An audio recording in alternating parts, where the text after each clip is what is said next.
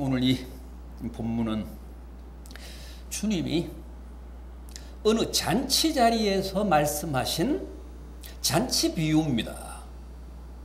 이 비유를 말씀하신 현장이 무대가 잔치집입니다. 그래서 아무래도 설득력이 더 있었을 겁니다. 그 현장이니까, 잔치 현장이니까 이 잔치 비유가 더 잘 전달이 됐을 겁니다. 어떤 사람이 큰 잔치를 준비하면서 먼저 사람들에게 종을 보내 초청장을 돌렸습니다.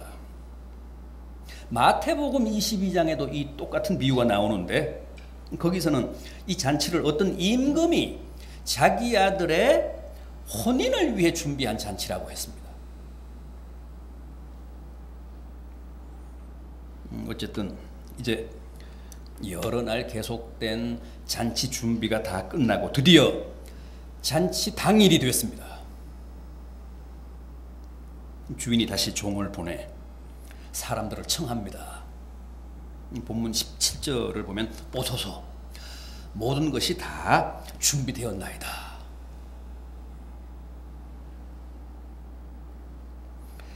마태복음 22장 4절은 이 대목이 좀 더 구체적입니다. 내가 준비하되 나의 소와 살찐 짐승을 잡고 모든 것을 갖추었으니 이제 혼인잔치에 오소서 그럽니다.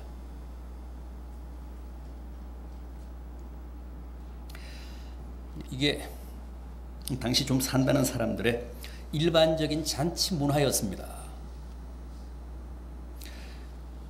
그 시대 사람들의 보편적인 잔치 관습이었습니다.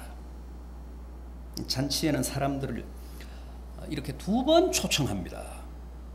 처음에는 초청장을 보내서 언제 어디서 무슨 잔치가 있는지를 알리고, 또 잔치 당일에는 이제 모든 준비가 끝났으니까 와서 드십시오, 즐기십시오 하고 다시 청합니다. 그런데 오늘 본문을 보십시오. 그렇게 2번씩이나 잔치에 초대를 받은 사람들이 어떻게 반응했습니까? 왕의 초대니까 당연히 기쁜 마음으로 그 초대에 응했겠죠. 그렇지 않습니다. 놀랍게도 하나같이 이런저런 핑계를 대면서 그 초대에 응하지 않았다고 합니다.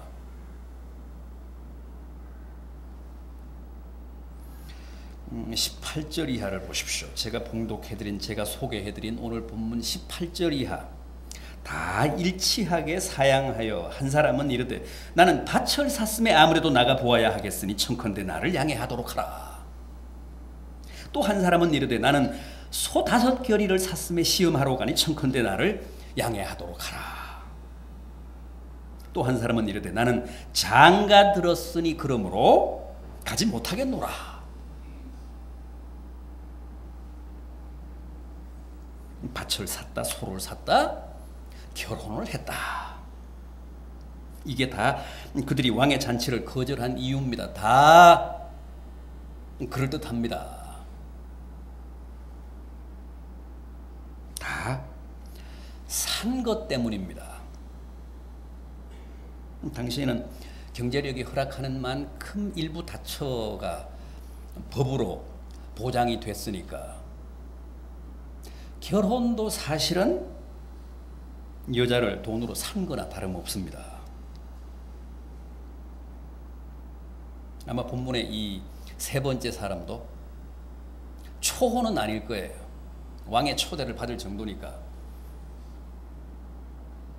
젊은 사람은 아닐 겁니다. 뭐 몇 번째 결혼인지는 몰라도 어쨌든 돈이 많아서 또 한 차례 이제 부인을 사는 케이스일 겁니다.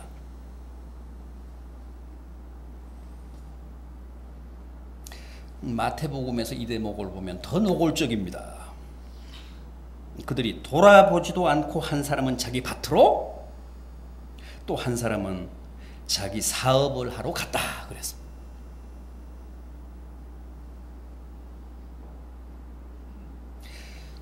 주님의 이 비유가 외경인 도마복음에도 나옵니다.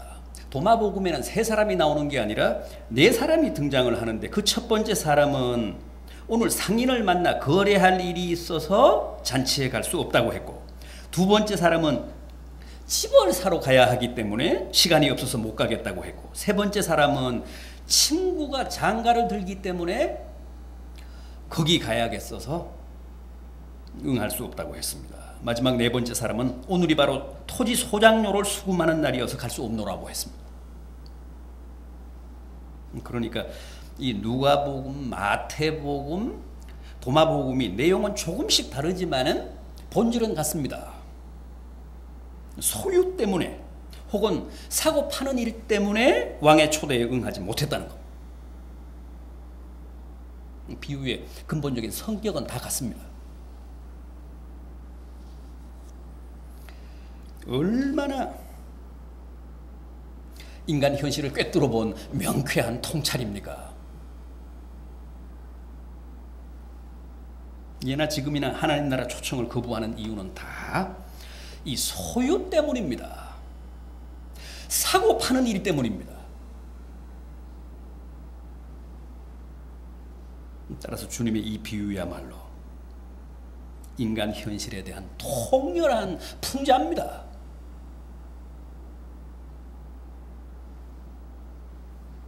지금도 얼마나 많은 사람들이 밭사고 소사고 결혼하느라 정신이 없습니까? 아무리 가서 오소서 모든 것이 다 준비되었나이다 그래도 통하지 않습니다. 냉담하고 무심하기 짝이 없습니다. 물론 밭사고 소사고 장사하고 결혼하는 일 다 소중한 우리의 일상사입니다. 더구나 결혼은 인륜지 대사 아닙니까? 그럼에도 주님이 여기서 왜 이렇게 신랄하게 고발합니까? 그게 아무리 소중한 일상사고 인륜지 대사라고 해도 천국 잔치에 응하는 일보다 더 소중한 일은 없다는 겁니다. 그 무엇도 그 어떤 일도 주님의 초청에 응하는 일보다 우선적으로 해야 할 일은 없다는 거예요.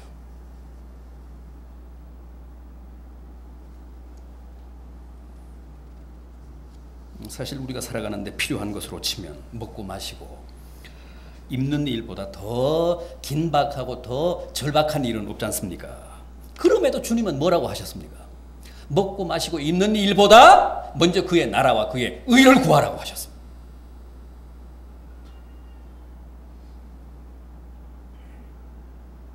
어떤 경우에도 천국 잔치가 우선이라는 거예요.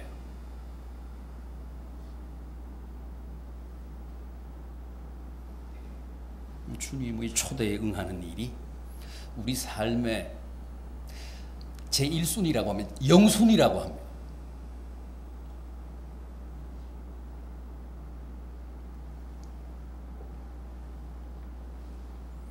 열심히 장사하십시오.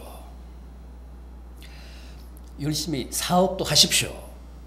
열심히 밭도 사고 소도 사고 집도 사십시오. 결혼도 하십시오. 그러나 우리는 결코 그런 것만을 위해 사는 사람들은 아닙니다. 우리는 어디까지나 천국이 목표고 천국 잔치에 참석하는 게 참여하는 게 내 인생 최대 과제입니다. 밭사고 소사고 집사고 장가가고 사업하는 게 내 인생의 절대 목표거나 내 인생의 지상 과제는 아닙니다.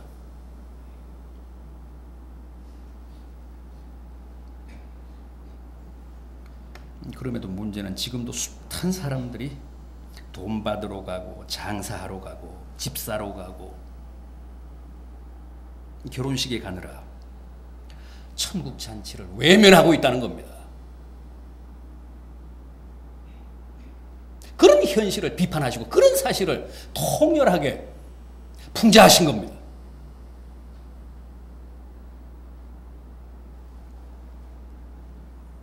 얼마나 많은 사람들이 태연하게 밭과 소와 장사와 결혼을 천국과 맞바꾸고 있는지 모릅니다. 얼마나 많은 사람들이 태연하게 지금도 팥죽 한 그릇에 자신의 장자권을 팔고 있는지 모릅니다.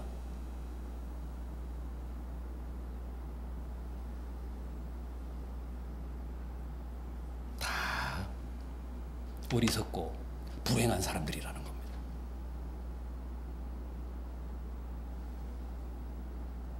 옛날 노아 때도 그랬습니다. 마태복음 24장 38절 이하입니다. 노아가 방주에 들어가던 날까지 사람들이 먹고 마시고 장가들고 시집가고 있으면서 홍수가 나서 저희를 다 멸하기까지도 깨닫지 못하였으니 인자의 임함도 이와 같으리라. 노아가 아무리 사람들을 방주로 초대해도 소용이 없었습니다. 다 먹고 마시고 장가가고 시집가는 일에 바빠서 누구 하나 그 초대에 응하지 않았다는 겁니다.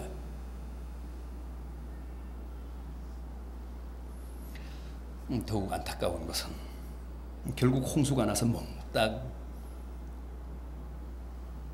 멸하기까지도 사람들이 그 비극의 의미, 그 심판의 비밀을 모르고 죽었다는 거예요.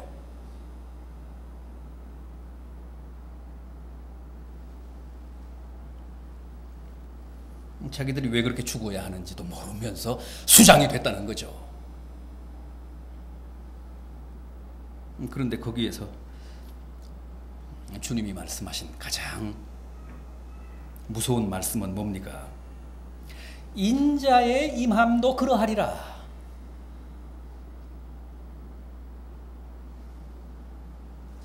무슨 뜻입니까? 이 세상 마지막 때도 사람들이 그렇게 먹고 마시고 시집가고 장가가고 밭사고 소사는 일로 분주하다가 역시 아무런 이유도 모른 채 다 멸망할 거라는 겁니다.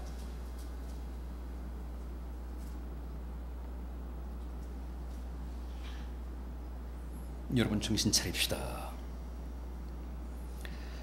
밭이나 소가 아무리 소중해도 그걸 천국과 바꾸지는 맙시다.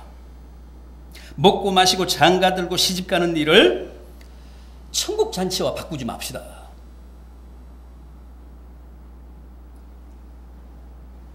그보다 더 불행한 인생은 없습니다. 그보다 더 딱한 영혼은 없습니다.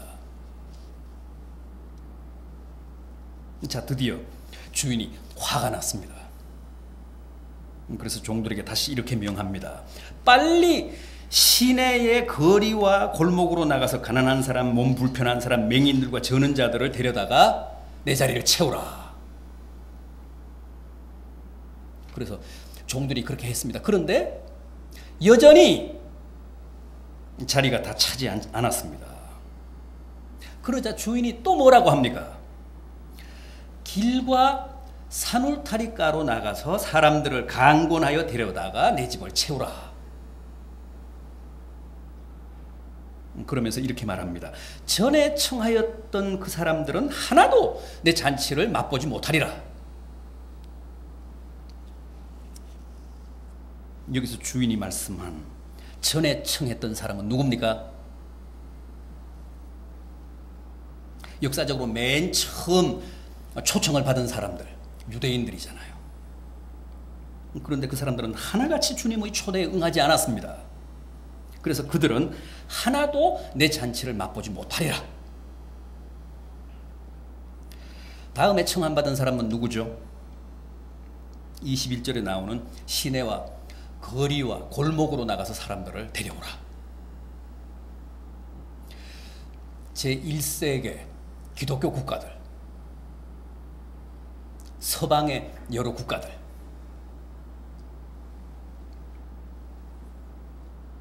그런데 그들로도 여전히 자리가 다 안 찼습니다. 그래서 산울가로 나가서 사람들을 데려오라고 했는데 그 산울가 사람들은 누굽니까?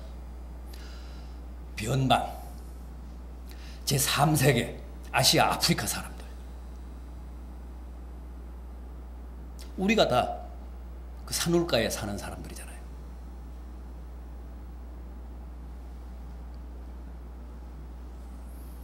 제1세계의 피선교국들,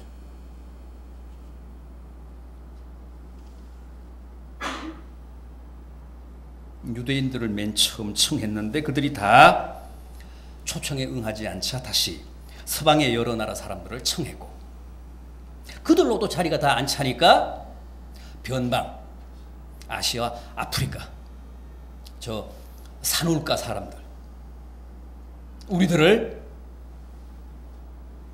초청했다는 얘기입니다. 그런데 여전히 지금도 자리가 다 안 찼다는 거예요.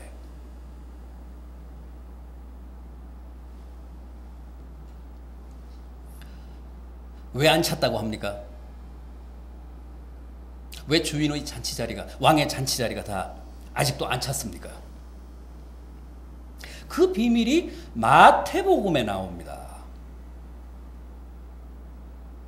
마태복음은 오늘 이 비유를 이렇게 마무리합니다. 마태복음 22장 14절인데, 청함을 받은 자는 많되 택함을 입은 자는 적으니라.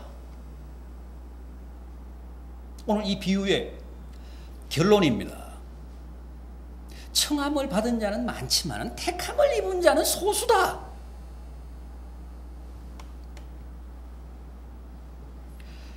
여러분, 어느 시대나 청함을 받은 사람은 많습니다. 지금 우리의 이 시대도 청함 받지 못한 사람은 없잖아요. 다 청함은 받습니다. 다 청함은 받았습니다. 그러나 그 청함에 응한 사람들은 소수입니다. 우리밖에 없잖아요. 우리나라 같은 경우는 지금 실적으로 보면 그렇습니다. 결과로 보면 그렇습니다. 10명이 청함을 받으면 그 중에 겨우 2사람이 응합니다. 무슨 얘기입니까? 청함을 받은 사람은 많지만은 10명이나 되지만은 그 중에서 택함을 받은 사람은 겨우 2사람밖에 안 된다는 겁니다.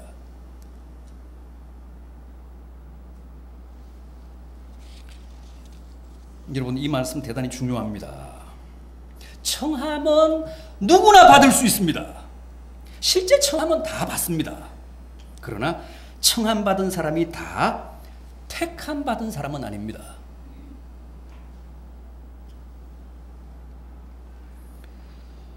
주님은 분명 청함 받은 사람은 많고 택함 받은 사람은 적다고 하셨습니다. 청함 받은 많은 사람들이 왜 이런저런 이유가 많습니까? 그리고 왜 그 청함에 응하지 않습니까? 달리 말하면 택함을 못 받았기 때문입니다.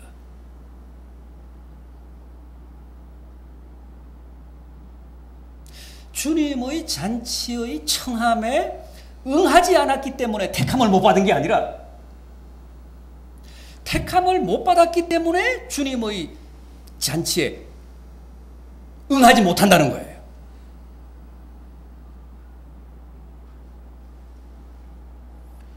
잔치에 응하지 않아서 택함을 못 받는 게 아닙니다. 우리는 잔치에 응함을 받았기 때문에 다 택함 받은 사람이 아닙니다. 우리는 다 택함을 받았기 때문에 주님의 초대에 응해서 이 자리에 나올 수 있었다는 얘기입니다. 누구나 청함은 받을 수 있습니다. 그러나 택함 받은 자는 지극히 제한된 소수입니다. 택함 받은 사람만 그 청함에 응할 수 있습니다. 지난 주일에도 말씀을 드렸잖아요. 우리가 하나님을 사랑할 수 있는 것은 그의 뜻대로 부르심을 입었기 때문입니다.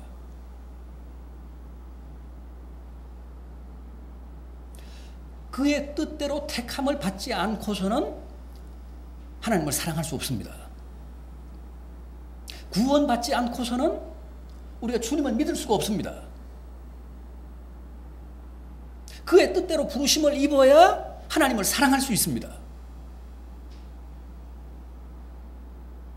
우리가 지금 주님의 잔치 자리에 응해서 이 자리에 있다는 사실, 우리가 하나님을 사랑한다는 사실, 우리가 주님을 믿고 있다는 사실은 택함받은 하나님의 자녀라는 물증입니다. 아무리 청해도 우리가 택함받은 사람이 아니면 그 초대에, 그 초청에 응할 수가 없습니다. 오늘 본문의 주인공들처럼 다 그럴듯한 이런저런 핑계를 대고 빠져나갑니다. 왕이 자기 아들의 혼인잔치에 초대를 해도 택함받은 사람이 아니면 그 초대에 응할 수 없습니다. 택함받았기 때문에 우리는 초청에 응해서 천국 잔치에 참여하게 된 겁니다. 여러분, 아직도 왕의 잔치 자리가 비어있는 이유는 청함을 받은 사람은 많지만 택함을 받은 사람은 적기 때문입니다.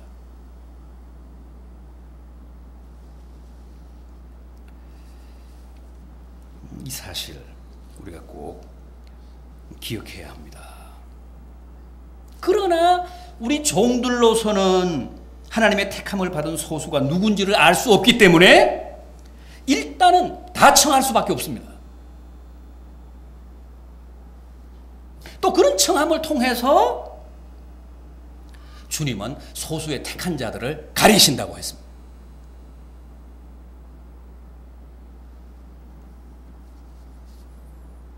이 종들이 택함 받은 자를 알면 뭐 그 사람만 가서 청하면 되는데 종들로서는 누가 택함 받은 사람인지를 모르니까 불특정 다수를 향해 무차별로 초청장을 돌려야 합니다. 그런 과정을 통해서 하나님이 택하신 자가 가려진다는 거예요. 택함 못 받은 사람은 핑계대고 빠져나가고 택함을 입은 사람은 그 하나님의 초청에 응함으로써 당신이 택하신 백성만 모으신다는 거예요.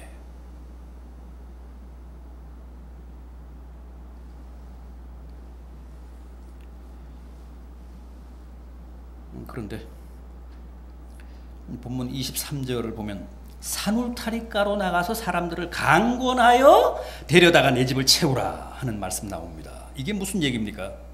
이제 구속사적으로 말하면 지금 이 시대가 바로 여기에 해당되는, 이 말씀에 해당되는 시기인데, 이때는 아무리 택한 사람이라고 할지라도 쉽게 그 초청에 응하지 않기 때문에 강권해야 된다고 합니다. 강권하라는 말은 무슨 말입니까? 강제하라는 뜻입니다. 이 마지막 시대는 택함을 받은 하나님의 백성들조차도 쉽게 주님의 초청에 응하지 못한다는 거예요. 세상 문화에 쩔어서, 세상 문화에 너무 동화돼서, 그러니까 세속화돼서 초대를 해도 초청을 해도 주님의 잔치에 참여하라고 호소를 해도 거기에 잘 응하지 못한다는 겁니다. 택함을 받은 하나님의 백성조차도. 그래서 강제하라고 합니다. 강권하라고 합니다.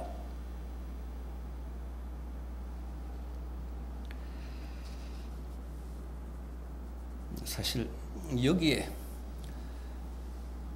우리 믿는 사람들의 고민이 있습니다. 택함 받은 하나님의 백성이라면 굳이 우리가 전도를 하지 않아도 제 발로 걸어 나와야 될 것 같은데,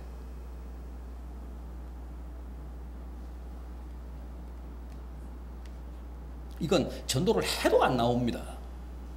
초청을 해도 거기에 응하지 않습니다.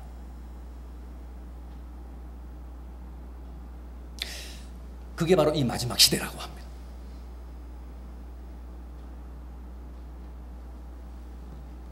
너무 깊이 세상에 뿌리를 내리고 살기 때문에 그렇습니다. 세상에 대한 미련 때문에 그렇습니다. 세상 문화에 너무 적응이 되어버렸습니다.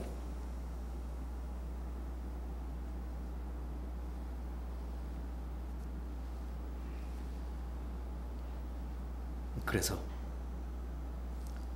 그들을 강제하라고 합니다.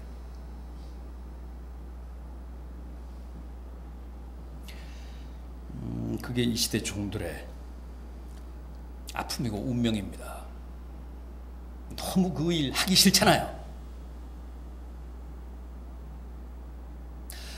전도하는 게 너무 거북하잖아요. 순순히 응하지 않으니까 죽을 맛이잖아요.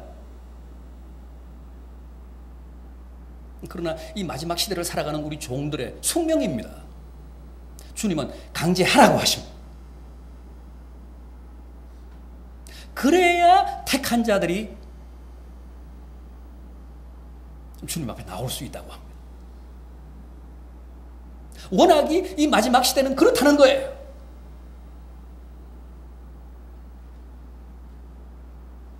세상 문화가 사악해서 그만큼 택하신 하나님의 백성 영혼 깊숙이 침투해서 그렇습니다.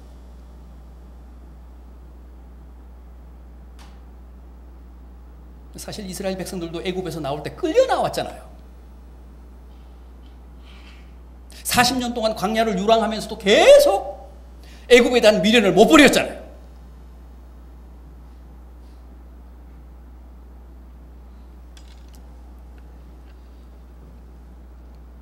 그동안 우리 교회도 여러 차례 강권하자고 다짐을 하고 맹세도 하고 그랬습니다.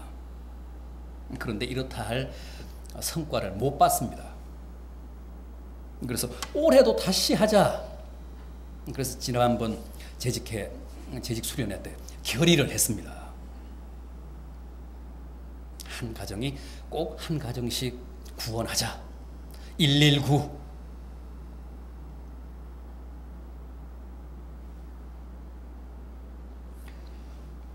네. 모쪼록 택함받은 하나님의 백성을 주님의 잔치자리로 이끌어내는 일에 최선을 다해 주시기를 바랍니다.